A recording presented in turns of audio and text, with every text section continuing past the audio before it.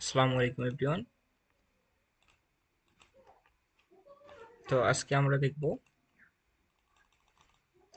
আমাদের case three এর যে আমাদের সংখ্যা পদ্ধতি কিছু দেখছিলাম। এর আমরা আজকে 4 নম্বর মেথড অর্থাৎ হেক্সাডেসিমাল থেকে বাইনারিতে কিভাবে কনভার্ট করতে হয় এটা দেখব, রাইট? তো আমরা এর প্রিভিয়াস ভিডিওতে কিভাবে বাইনারি থেকে হেক্সাডেসিমাল করতে হয় সেটা আমরা দেখেছিলাম।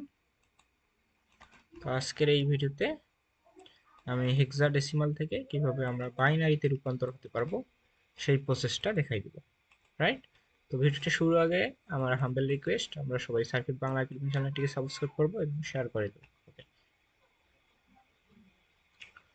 তো তাহলে দেখো আমরা জানি অ্যাজ ইউজুয়াল আমরা হেক্সাডেসিমেলের বেজ হলো 16, আর আমাদের বাইট সংখ্যা হলো 4। হ্যাঁ, এই প্রসেসটা আমরা আই থিঙ্ক সবাই জানি।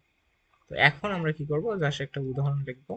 তো এই উদাহরণ থেকে আমরা কিভাবে পরিবর্তন করতে হয় এটা আমরা একটু দেখব। হ্যাঁ, তো সিম্পল গুলো একই, আমরা যে হেক্সাডেসিমাল সংখ্যা থাকবে এটাকে প্রথমে আমাদের বাইনারিতে রূপান্তর করতে হবে।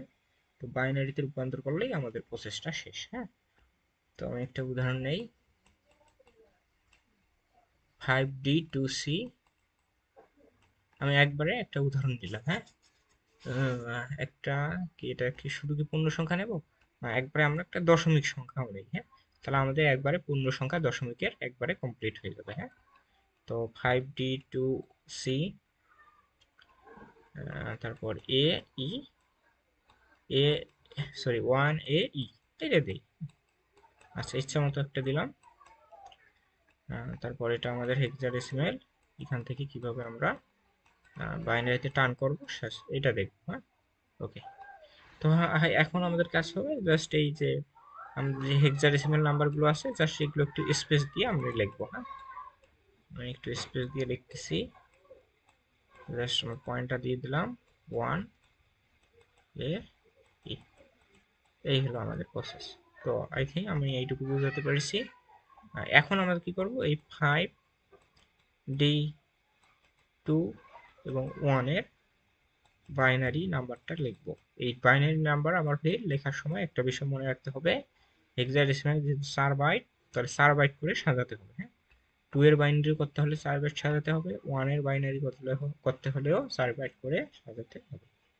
ওকে, তো এই প্রসেসটা করার জন্য আমরা বাম থেকে ডান থেকে বামের দিকে যাব, আর এই প্রসেসটা করার জন্য আমরা ডান থেকে বামে যাব। হ্যাঁ, ওকে, সরি, বাম থেকে ডানে যাব, আর এটা ডান থেকে বামে যাব। হ্যাঁ,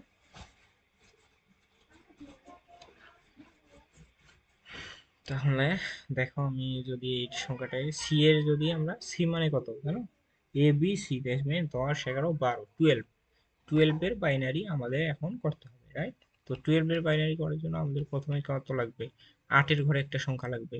আর যদি 4 এর ঘরে একটা সংখ্যা দিই তাহলে কত হবে, 8 4 12, তাহলে 2 এবং 1 এর ঘরে 0 দিলাম, শেষ।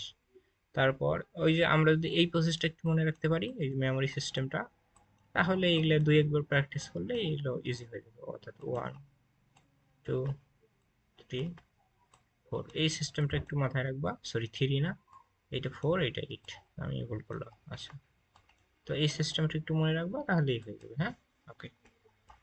তো এটা যদি প্রথম প্রথম বুঝতে অসুবিধা হয় তাহলে তোমরা এইভাবে করবা, কয়েকবার যখন ইউজ টু হয়ে যাবা, মানে অভ্যস্ত হয়ে যাবা, তখন না করলে এটা সলভ। জাস্ট আমরা ম্যানুয়ালি আমরা বাইনারিতে রূপান্তর করবো।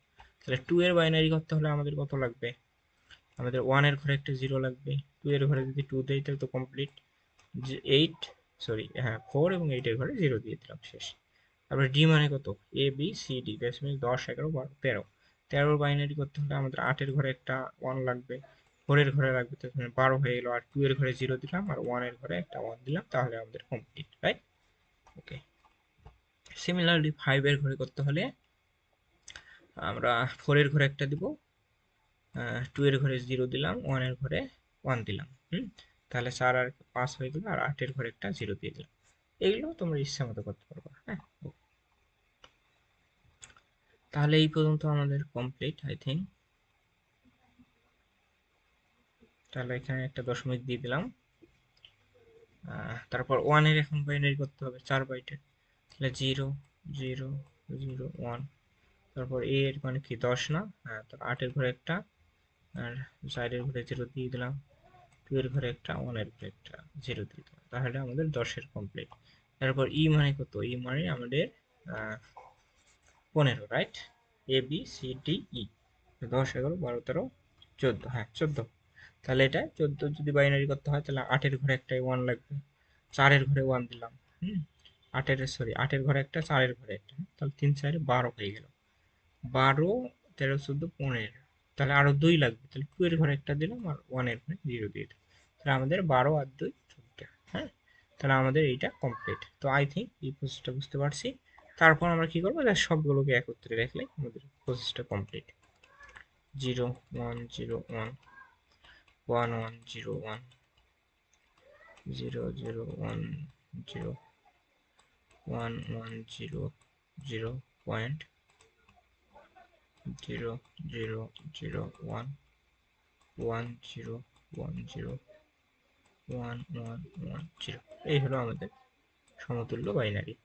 তাহলে আমরা দেখো হেক্সাডেসিমাল থেকে বাইনারিতে রূপান্তর করা শিখে গেলাম। তো আই থিঙ্ক প্রসেসগুলো ভালো লেগেছে। যদি প্রসেসগুলো ভালো লেগে থাকে তাহলে অবশ্যই আমাদের সার্কিট বাংলা একাডেমি চ্যানেলটিকে অবশ্যই সাবস্ক্রাইব করবা এবং বন্ধুদের মধ্যে শেয়ার করে দেবে।